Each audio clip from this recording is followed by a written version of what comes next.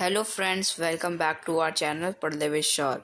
तो आज के इस वीडियो में हम लोग पढ़ेंगे क्लास 6 हिस्ट्री चैप्टर 8। तो आज के इस वीडियो से हम लोग आ क्लोजर लुक अरिकमेडू टॉपिक स्टार्ट करने वाले हैं।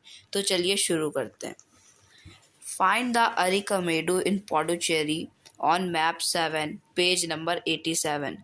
Between 2000 and 1900 years ago, Arikamedu was a coastal settlement where ships unloaded goods from distant land.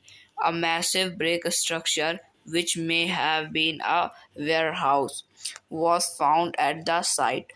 Other finds include pottery from the Mediterranean region, such as amphoria, tall double-handled jars that contain liquids such as wine or oil, stamped red glazed pottery known as Argentine ware, which was named after a city in Italy. This was made by pressing wet clay into a stamped mold. There was yet another kind of pottery which was made locally through Roman designs were used. Roman lamps, glassware, and gems have also been found at the site. Small tanks have been found that were probably dyeing vats used to dye cloth. There is plenty of evidence for the making of beads from semi precious stones and glass. तो friends, इसमें क्या कहा जा रहा है कि हम लोगों को अरिकमेडू फाइंड करना है पौडुचेरी के मैप में। तो इसमें क्या आता है कि 2200 और 1900 ईयर्स के बीच में जो अरिकमेडू है, ये एक कोस्टल सेटलमेंट था जहाँ पे शिप आती थी। जितना भी सामान होता था शिप में वो सब अनलोड होता था, यानी उतरता था, और फिर वहाँ से दूर दूर तक जगह तक वहाँ से जाता था। वहाँ पे एक बहुत बड़ा मैसिव ब्रिक स्ट्रक्चर था जिसमें जहाँ पे बहुत सारे वेयर हाउस थे, जहाँ पे जितना भी माल है, जितना भी मटेरियल है, वो सब वहीं पे स्टोर होता था। और वो एक मेडिटेरियन रीजन में था। जैसे एम्फोरिया मतलब कि tall double handle jars contain liquid such as wine और ऑयल, यानी वाइन और ऑयल भी वहाँ पे रखा रहता था। और उसे एक ग्लेज्ड पॉटरी की तरह स्टैम्प कर रखा था, वो भी रेड, जिसे एरेंटाइन वेयर कहते थे। जिसको जो एरेंटाइन है, इसका नाम पड़ा है एक सिटी के ऊपर, और ये सिटी है कहाँ की सिटी है? इटली की सिटी है। तो ये जो प्रेजिंग क्ले है, इसे मोल्ड से स्टैम्प किया जाता था। और इसका एक अनदर काइंड है पॉटरी का, जो कि बनाया जाता था लोकली। वो बनाया जाता था, रोमन डिज़ाइन उसमें यूज़ होती थी। रोमन लैम्प्स, ग्लासवेयर और जो जेम्स है, वो सब उस साइट में मिलते थे। छोटे टैंक्स हो गए, स्मॉल टैंक्स, ये सब भी ये इन सबको वहीं पे डाई किया जाता था। और क्लोथ में जो डाई होती है वो भी वहीं पे होती थी। और ये सब सेमी प्रेशियस स्टोन और ग्लास को भी वहाँ पे डाई करा जाता था। तो फ्रेंड्स, ये जो हमारा टॉपिक है तो कंप्लीट हो चुका है। अब जो हमारा नेक्स्ट टॉपिक है वो है ट्रेड एंड ट्रेडर्स। तो इसे भी स्टार्ट करते हैं। You have read about the northern black polished where this fine pottery, specially bowls and plates, were found from several archaeological sites throughout the subcontinent. How do you think it reached these places? Traders may have carried them from the places where they were made to sell them at the other places. South India was famous for gold, spices, especially pepper and precious stones. Pepper was particularly valued in the Roman Empire. So much so that it was known as black gold. So ships across the sea and by land is caravans land in caravans, there must have been quite a lot of trade, as many Roman gold coins have been found in the South India. तो क्या होता है कि हम लोगों ने अभी क्या एक नर्दर्न ब्लैक, मतलब कि नर्दर्न साइड पे एक नर्दर्न ब्लैक पॉलिश्ड वेयर देखा था। तो इसमें क्या होता था, ये पॉटरी स्पेशली बॉल और प्लेट्स क्या यहाँ पे बनाई जाती थी। और यहाँ पे जो आर्कियोलॉजिकल, और ये क्या एक आर्कियोलॉजिकल क्या आर्कियोलॉजिकल साइड भी है इस सब कॉन्टिनेंट की। यहाँ पे क्या था कि जो ट्रेडर्स थे यहाँ पे इस प्लेस में आते थे यहाँ पे बहुत सारी चीज़ें बनाने के लिए। जैसे साउथ इंडिया है, वो साउथ इंडिया क्या क्यों फेमस था? साउथ इंडिया फेमस था गोल्ड के लिए, स्पाइसेस के लिए, और स्पेशली इसमें पेपर और प्रीशियस स्टोन के लिए क्या साउथ इंडिया फेमस था। और जो पेपर है वो पर्टिकुलरली बहुत ही ज़्यादा वैल्यू थी उसकी, कहाँ पे? रोमन एम्पायर में।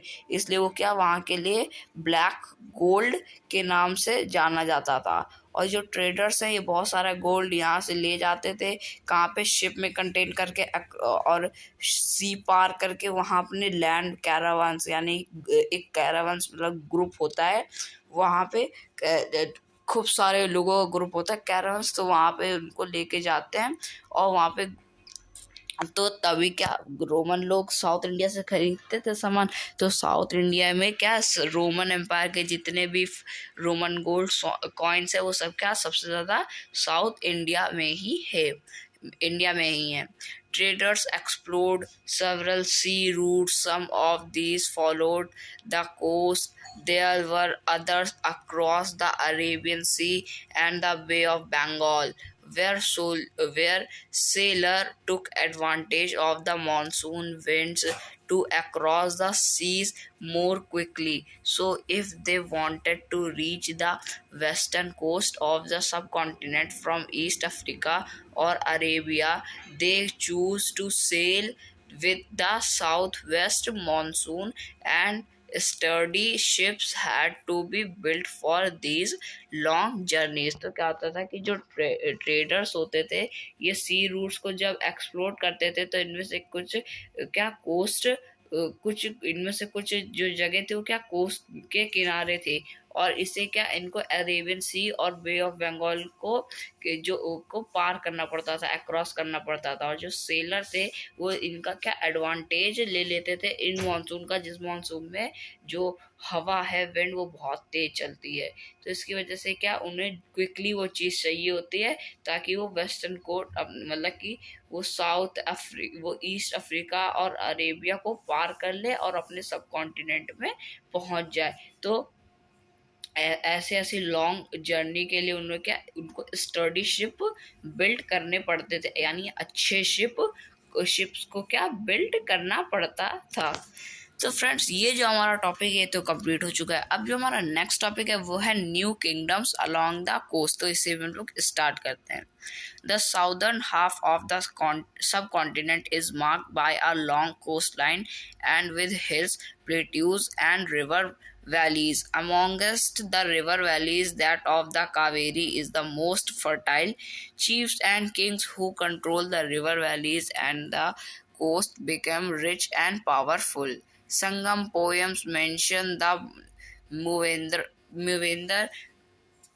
This is a Tamil word meaning three chiefs, used for the heads of three ruling families: the Cholas, Cheras, and Pandyas. See map 7, page number 87.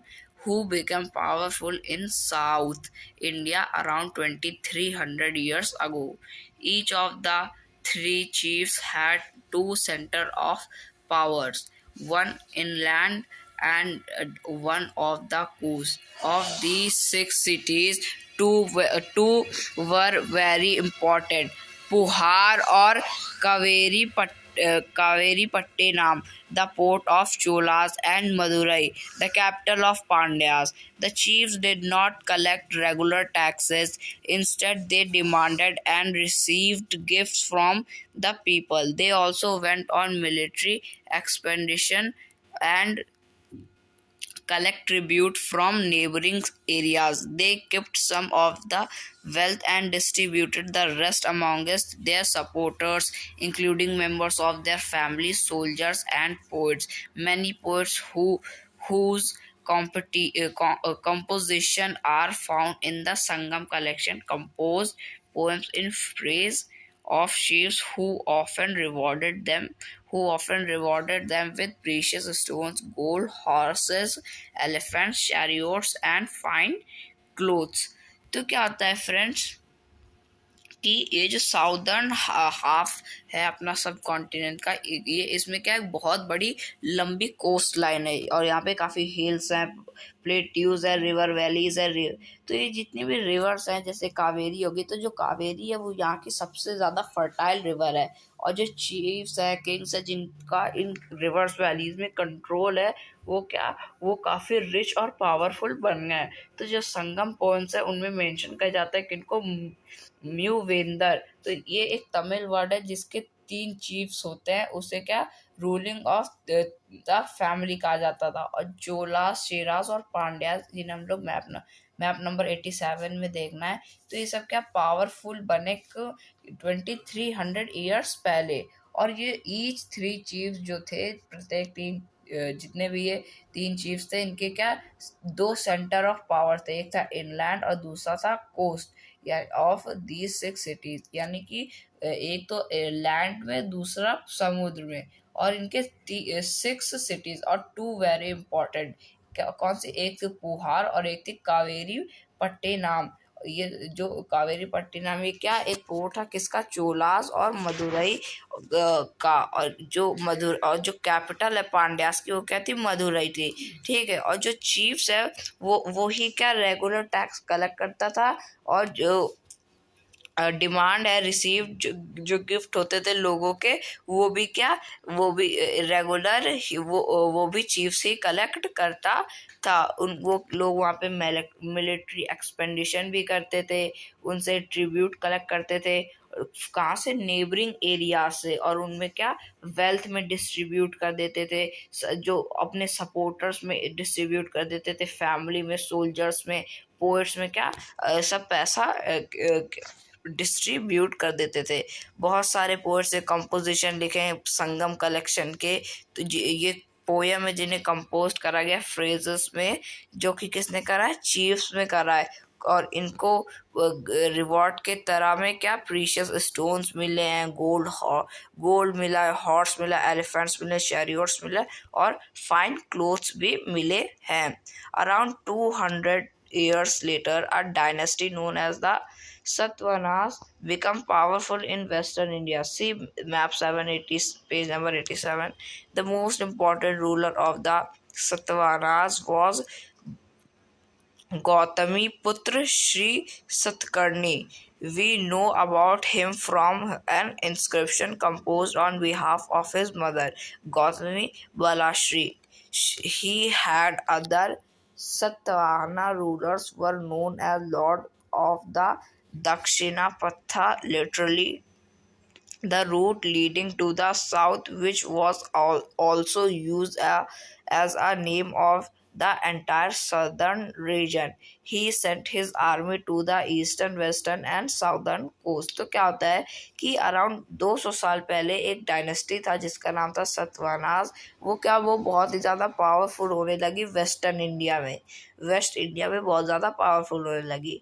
और इसका क्या एक बहुत इंपॉर्टेंट रूलर है जिस सतवाहनास डायनेस्टी का, जिनका नाम है गौतमी पुत्र श्री सतकर्णी। तो ये लोग ये जाने जाते हैं, इन्होंने खूब सारे इंस्क्रिप्शन कराए, कंपोज कराए अपने मदर के बिहाव में। और मदर का नाम है इनका क्या, गौतमी बालाश्री, जो कि सतवाहनास रूलर्स के लिए क्या लॉर्ड्स मानी जाती हैं। और दक्षिणी पता, लिटरली ये जो रूट है साउथ, जिसे क्या पूरे सदर्न रीजन का एंटायर रूट माना जाता है। वहाँ पे लोग क्या आर्मी सेंड करते हैं ईस्टर्न, वेस्टर्न और सदर्न कोस्ट में। तो फ्रेंड्स, ये जो हमारा टॉपिक है ये तो कंप्लीट हो चुका है और इसी टॉपिक के साथ जो हमारा चैप्टर है वो भी कंप्लीट हो चुका है। अब जो इसके क्वेश्चन आंसर हैं वो हम लोग करेंगे नेक्स्ट वीडियो में। आज की इस वीडियो में इतना ही, मिलेंगे नेक्स्ट वीडियो में नेक्स्ट टॉपिक के साथ। तब तक के लिए थैंक यू वेरी मच।